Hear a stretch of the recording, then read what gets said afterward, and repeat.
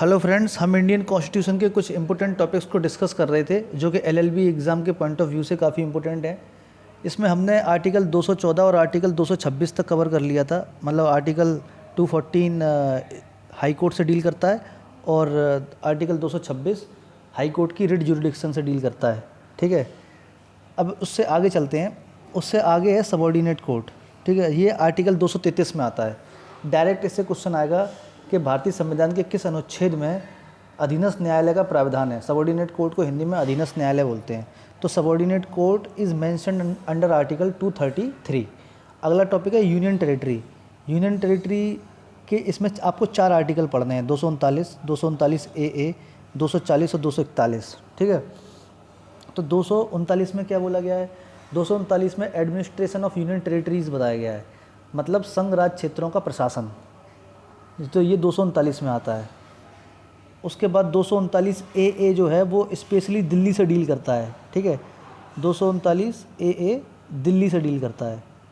उसके बाद एक जीके का छोटा सा एक पॉइंट है, आप नोट में करके लिख लीजिए। एक 69th कॉन्स्टिट्यूशनल अमेंडमेंट एक्ट था, इससे दिल्ली को राष्ट्रीय राजधानी क्षेत्र घोषित किया गया था, मतलब नेशनल कैपिटल टेरिटरी। दिल्ली को राष्ट्रीय राजधानी क्षेत्र बोला जाने लगा था 69th संविधान संशोधन से। ठीक है, उसके बाद आपको अगला आर्टिकल पढ़ना है, इसमें 240 में क्या है? 240 में राष्ट्रपति को ये पावर है, president to make regulation for certain union territories, है ना। मतलब जो राष्ट्रपति हैं वो संघ राज्य क्षेत्रों के लिए रेगुलेशन बना सकेंगे। अब इसमें कौन कौन से यूनियन टेरिटरी आएंगे? इसमें अंडमान निकोबार आएगा, लक्षद्वीप आएगा, दादर नगर हवेली आएगा, दमन दीव आएगा और पौंडीचेरी आएगा। ठीक है, और इसमें दिल्ली इसमें मेंशन नहीं, क्योंकि दिल्ली इसलिए मेंशन नहीं है क्योंकि दिल्ली के लिए स्पेशल आर्टिकल 239 ए है। ठीक है, और उसके बाद अगला आर्टिकल आपको पढ़ना है 241। 241 में क्या है? 241 में बताया गया है कि यूनियन टेरिटरी का अपना एक हाई कोर्ट होगा, मतलब high court for union territory. जैसे स्टेट में हाई कोर्ट होते हैं, वो आर्टिकल 214 में है, ऐसे ही यूनियन टेरिटरी का अपना सेपरेट हाई कोर्ट होगा, जैसे दिल्ली हाई कोर्ट है, तो ये आर्टिकल 241 से डील होता है। तो 241 में high court for union territory. ठीक है, उसके बाद आगे आपको पढ़ना है टॉपिक नंबर 18, पंचायत। सबसे पहले तो इसमें यही आपको लर्न करना रहेगा कि ये किस पार्ट में आता है। कई बार पूछा गया कि पंचायत किस पार्ट में है।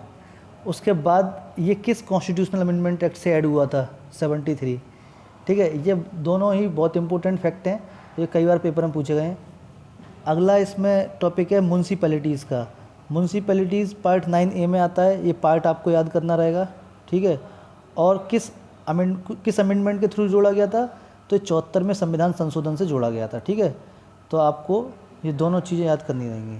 उसके बाद अगला है ये आर्टिकल 245 और आर्टिकल 248, ये दोनों आपको रीड करने हैं, कभी कभी पूछ लिए जाते हैं पेपर में। 245 में क्या है? 245 में है extent of laws made by parliament and by the legislature of state, मतलब संसद द्वारा और राज्य के विधानमंडल द्वारा बनाई गई जो विधि है, जो कानून है, उसका विस्तार कहाँ तक होगा। बेसिकली इसमें ये है कि जो संसद है वो भारत के संपूर्ण राज्य क्षेत्र संसद भारत के संपूर्ण राज्य क्षेत्र या उसके किसी भाग के लिए विधि बना सकेगी, है ना।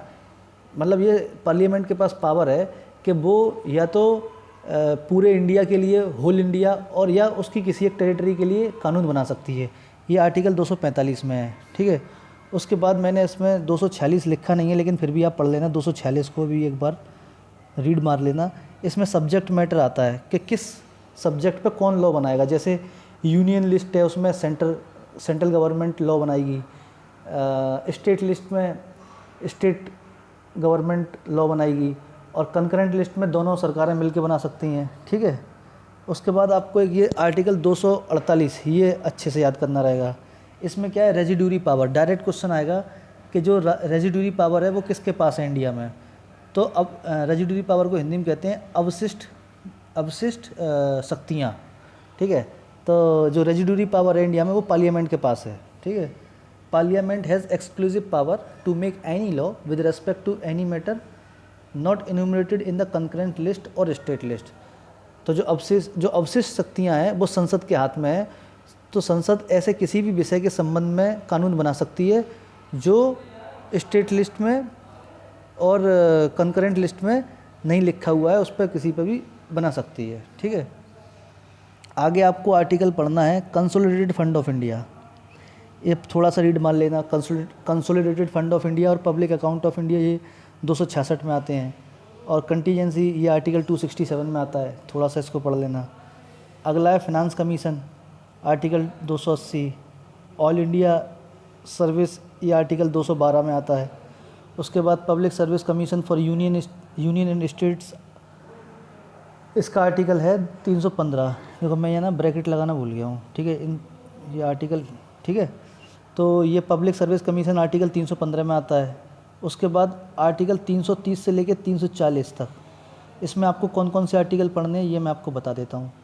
आपको 330 पढ़ना है, 331 पढ़ना है, 332 पढ़ना है और 333 पढ़ना है, और उसके बाद सबसे लास्ट में 340 पढ़ना है।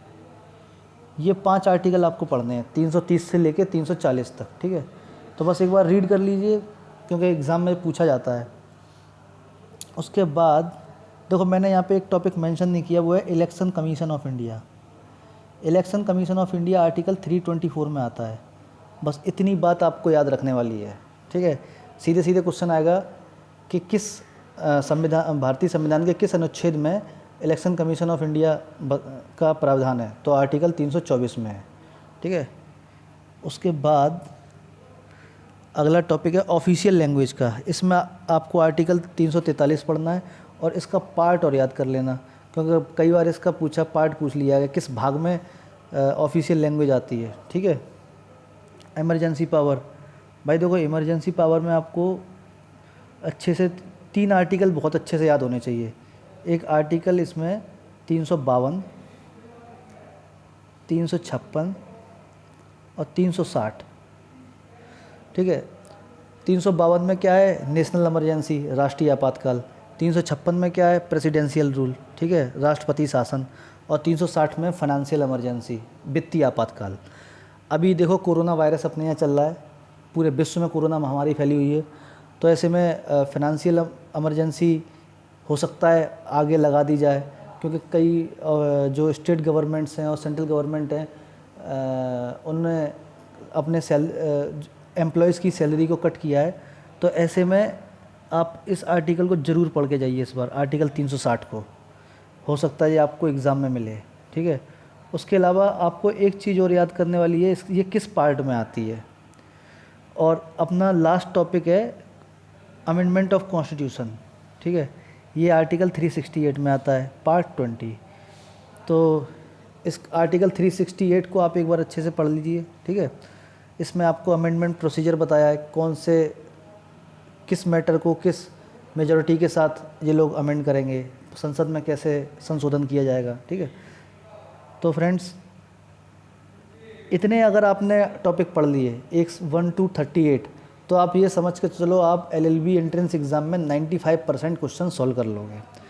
और अगर आपने इन टॉपिक्स को थोड़ा डीपली पढ़ लिया तो आप SSC का एग्ज़ाम और जो भी स्टेट्स हैं उनके पब्लिक सर्विस कमीशन के जो भी एग्ज़ाम होते हैं, तो इंडियन पॉलिटी और इंडियन कॉन्स्टिट्यूशन से आप वो क्वेश्चन भी आप डील कर सकते हो। तो इतने टॉपिक आप पढ़ लीजिए, इससे आपके 95% क्वेश्चन सॉल्व हो जाएंगे LLB एंट्रेंस एग्ज़ाम में। तो फ्रेंड्स अगर आपको कोई भी क्वेश्चन हो, कोई क्वेरी है, तो आप कमेंट बॉक्स में बता सकते हैं। बाकी इस वीडियो में इतना ही है, आगे मैं आपके लिए और वीडियोस अपलोड करता रहूँगा। अगर आपको मेरी वीडियोस पसंद है तो कृपया मेरे चैनल को सब्सक्राइब और लाइक वगैरह कर दीजिए, इससे मेरे को मोटिवेशन मिलता है आपके लिए और वीडियो बना सकूँ। Thank you.